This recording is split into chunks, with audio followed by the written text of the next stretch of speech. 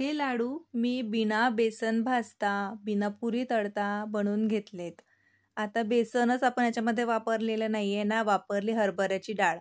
आपण जो दालवा येतो ना, त्यापासनं हे लाडू बनवलेत अगदी 10 मिनिटात. पेढ्याप्रमाणे हे लाडू लागतात बघा. याच्यामध्ये आपण मलाई नाही घातली ना मावा घातलाय, तरीसुद्धा खूप छान जिभेवर ठेवताच विरघळतील असेच लाडू झालेले आहेत. मी तुम्हाला जवळून सुद्धा दाखवते, बघू शकता जणू काही पेढाच. आणि जेव्हा तुम्ही हा असा मोडाल ना बघू शकता, वॉव! परफेक्ट. तुम्ही जर गौरी गणपतीसाठी लाडवाची रेसिपी पाहत असाल, तर ही रेसिपी परफेक्ट आहे. धामधुमीच्या काळामध्ये झटपट होणारे 10 मिनिटात आपण लाडू बनवून तयार केलेत. तर चला जास्त वेळ न गमावता रेसिपीला सुरुवात करूयात. तर इथे बघा आपण गॅसवरती कढाई ठेवलेली आहे. हे नुसतं आपल्याला अगदी काही सेकंदासाठी हा जो दालवा असतो, आमच्याकडे याला दालवा म्हणतात. काही ठिकाणी याला डामटा म्हणतात किंवा मग याला रोस्टेड चना डाळ म्हणतात. आता तुमच्याकडे काय म्हणतात हे मला कमेंटमध्ये नक्की सांगा. तर आपण हा दालवा घेतलेला आहे. हा आधीच रोस्टेड असतो बघा. त्यामुळे याला भाजायची गरज नाही. पण काय असतं, कधी-कधी ना त्याच्यामध्ये मॉइश्चर असतं. म्हणून थोडंसं त्याला गरम कढईमध्ये परत केलं, की त्याच्यातलं असलं-नसलं मॉइश्चर निघून जातं. म्हणजे आपले लाडू खराब व्हायला चान्सच नाही. बिना तेल, बिना तूप काहीच न टाकता आपण हे नुसतं ड्राय रोस्ट करून घेणार आहोत. नुसतं हलकं-फुलकं हे भाजून घ्यायचं आहे बघा आपल्याला, कारण हे रोस्टेड चना डाळ आहे आणि हे आधीच रोस्ट असते. तर नुसतं 2-3 मिनिटासाठी असं मी हे परत करून घेतलंय. इथे 2 वाट्या मी हा दालवा घेतलाय आणि याचा जसं-जसं भाजतोय ना, तसा छान असा सुगंध येतोय बघा. बस झालंय आता हे भाजून, तर साईडला काढून घेऊयात. अगदी लगेच हे भाजल्या जाते बघा. तर एका प्लेटमध्ये मी हे काढून घेतलेलं आहे. तर आता हे थंड व्हायला ठेवूयात. तोपर्यंत आपण याच्यामध्ये घेतलंय 1 वाटी डेसिकेटेड कोकोनट. 2 वाट्या दालवा होता, त्याला 1 वाटी डेसिकेटेड कोकोनट घेतलंय बघा. आता तुम्ही सारख्याला सारखं घेतलं तरीही चालेल. किंवा मग आता डेसिकेटेड कोकोनट तुमच्याकडे नाहीये, तर मग खोबऱ्याचा किस घाला. घरी खोबऱ्याची वाटी असते ते किसून. ती पण नाहीये, तर स्किप केलं तरीही चालेल. पण खोबरं घातले ना, की क्वांटिटी पण वाढते आणि चव पण वाढते. हो की नाही? तर त्यासाठी आपण 1 वाटी घेतलाय डेसिकेटेड कोकोनट म्हणजेच खोबऱ्याचा किस. जो बारीकवाला येतो की नाही तो घ्यायचा. म्हणजे लाडू कसे अगदी मस्त पेढ्याप्रमाणे दिसतात. आता हा सुद्धा आपण अगदी काही सेकंदासाठी परत करून घेतलेला आहे. तर चला आता याला पण काढून घेऊयात. तोवर इकडे बघा आपला हा जो दालवा होता तो छान थंड झालेला आहे. थंड झाल्यानंतरच याला मिक्सरच्या भांड्यामध्ये दळून घ्यायचं आहे. अगदी बारीक आपण याची पिठी तयार करून घेऊयात.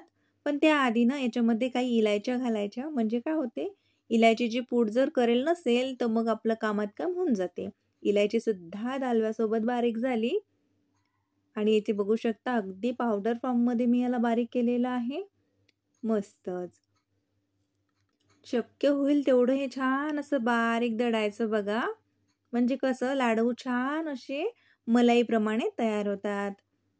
आता याच्यामध्ये जो भाजलेला डेसिकेटेड आहे तो घालून घ्यायचा कोकोनट. या लाडवांमध्ये प्रमाणाचं एवढं काही मेजरमेंटकडे लक्ष द्यायची गरज नाहीये बघा. आता मी आधीच सांगितलंय जसं खोबरा किस तुम्ही कमी जास्त करू शकता. दालवा सुद्धा तुम्ही वाढवू शकता. आता राहिलं प्रश्न साखरेचा, तर साखर सुद्धा आपण आपल्या गोडानुसार कमी जास्त करू शकता. हे ना आपण छान असं मिक्स करून घेतलंय. डाळ जेव्हा वाटा तेव्हा ती थंडी झालेली असेल. बस एवढं लक्ष ठेवलं की झालं. म्हणजे काय होते, आपण ज्याच्यामध्ये पिठी साखर घातली ना, जर मग डाळचं जे पावडर गरम असेल तर मग पिठी साखरला पाणी सुटेल, हो की नाही? मग ती पातळ होईल. तर म्हणून हे थंड होऊ द्यायचं. नंतर त्याच्यामध्ये 1 वाटी आपण पिठी साखर घातली. वरतून 2 चमचे घालते बघा. म्हणजे काय होते, छान असे गोड छान लागतात. आता लाडू म्हटला की तो गोड आलाच, हो की नाही? पण तुम्हाला जेवढा गोड आवडते तेवढं तुम्ही याच्यामध्ये घाला. मी 2 वाट्या दालवा घेतला होता, त्याच्यासाठी जेमतेम 1.5 वाटी बघा, 1.5 वाटी साखर घेतली. तुम्ही सारख्याला सारखं घेतलं तरीही चालेल. कशाचंच टेन्शन नाही. अगदी सोप्पं आहे बघा. आपल्याला जसं आवडते तसं बनवायचं. आणि तशाच रेसिपीज मी शेअर करत असते. त्यासाठीच आपलं स्वातीच रेसिपी मराठी यूट्यूब चॅनल आहे. हो की नाही? ना जास्त तामझाम, ना जास्त टेन्शन. झटपट रेसिपी तयार. अशा सोप्या रेसिपीज पाहायला आवडत असतील तर चॅनलला जरूर सबस्क्राईब करा. आता इथे तुपा बघा. तुपाचं काय करायचं, मी इथे 1 वाटी तूप असं छान मेल्ट करून घेतलं. एवढं लक्षात ठेवा की तूप हे मेल्टच करून घ्यायचं, म्हणजे कसं प्रमाण लक्षात येतं. आता अर्धं तूप घातलं आणि मिक्स करून बघते. छान असं मिक्स झालं. हातानेच करूया बघा, चमच्याने एवढं काही ते मिक्स होत नाहीये. हाताने कसं सगळं पिठाला एकसंतपणा येतो आणि तूप आपल्या सगळ्या पिठाला जोडलं जातं आणि आपल्याला तुपाचा परफेक्ट अंदाज सुद्धा येतो. छान असं हाताने चोडून चोडून मस्त आता हे मिक्स करून घेऊयात. आणि आता इकडे बघा, आपण छोटासा लाडू वळून बघूयात. झालाय, मस्त होतंय. आता एवढं तूप शिल्लक राहिलंय, आता हे साईडला ठेवून देऊयात. तर तुम्हाला जर छान तूप घालावं असं वाटत असेल तर 2-3 चमचे वरतून घातलं तरी चालेल बरं का, कारण तूप कधी जास्त होत नाही. आता याला पेढ्याचा एक मावायचा फ्लेवर द्यायसाठी याच्यामध्ये घालतोय आपण दुधाची पावडर. पूर्णपणे ऑप्शनल आहे, पण ऑप्शनल असूनही माझ्या सांगण्यावरून एकदा याच्यामध्ये दुधाची पावडर घालून बघा. एवढा मलाईदार लाडू बनून तयार होतो ना, ज्याला कोणाला खायला देईल तो तर म्हणेल मलाईचाच आहे. कोणी म्हणेलच नाही हा दालव्यापासून बनवलेला आहे. आता इथे माझ्याकडे ना काजू बदामची थोडीशी पूड होती. मी जेमतेम 1-1.5 चमचा असेल बघा, मी ती पण घातली. आता तुम्हाला छान काजू बदाम कट करून घालायचे असेल तर घालू शकता. याच्यावरती एक काजू बदाम लावूयात मस्तच. कसं दिसायला कसा टुमदार दिसला पाहिजे लाडू, हो की नाही? लाडू आहे तो, सर्व पदार्थांमध्ये लाडका असतो, सर्वांनाच आवडतो. मग तो कसा सुबक आणि सुंदर बनला पाहिजे. आहा, काय मस्त दिसतोय. आणि हो, हा फक्त दिसतोच सुंदर नाही बरं का, खायला मलाईदार लाडू बनून तयार झाला. चला पटकन आता हे लाडू आपण बाप्पाला नैवेद्यासाठी दाखवूयात.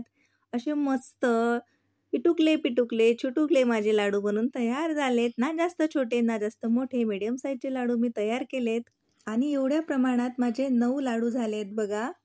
10 मिनिटात लाडू बनवा आणि 1 महिनाभर स्टोअर करा, अजिबातही खराब होणार नाहीत. तर कशी वाटली तुम्हाला आजची आपली लाडूची रेसिपी? प्लीज कमेंटमध्ये सांगा. आवडली तर लाईक करा, शेअर करा, चॅनलला सबस्क्राईब करा. भेटूया नवीन व्हिडिओमध्ये.